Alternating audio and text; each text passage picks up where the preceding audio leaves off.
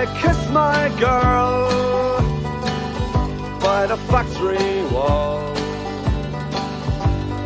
Dirty old town, dirty old town. That was a clip of the song Dirty Old Town by the famous Irish band The Pogues. And now the band, who say they love Irish whiskey, are launching one of their own into the world with the help of a prominent Irish distiller, West Cork Distillers. And here to tell us more as St. Paddy's Day approaches is WSJ's Charles Passy with the Weekend Sip. Hi, Charles. Hey, great to see here. you. Yep.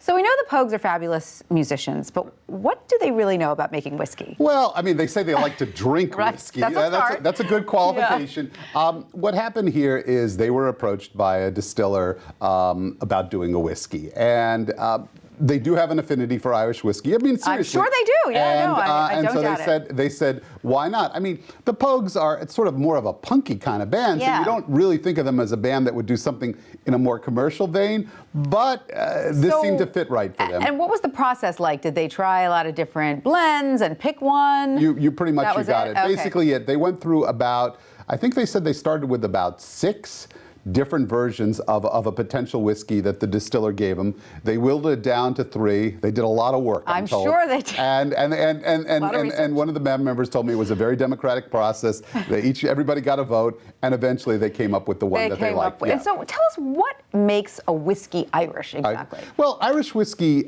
is generally considered about one of the smoothest whiskeys you can have in sort of the global whiskey portfolio. Really, the key to Irish whiskey is that it's distilled 3 times, and that extra distillation, I mean, this gets into some technical things, but basically the process in which it's made makes it smoother. So is it considered a luxury? No, not necessarily, although you will find, like anything else, you can find luxury expressions, but really what Irish whiskey is about, and it's a booming category right now, is about smoothness and approachability. It's an easy to drink whiskey. You rarely have to think a lot about it. You don't have to sniff it forever and pick up noses of dried moss or things like that. It's a very approachable whiskey. And so a bottle of this is about $40. $40. Okay. Yeah, this I would say fits into somewhat of the higher end of Irish whiskeys. One might argue it's a little maybe overpriced for what it is, but you know, it's not a bad whiskey. Let's try it. Let's give it a try. And how is it best enjoyed? I would say, well, the guys say just enjoy it neat, but they like it with a side of Guinness too. All right, that works.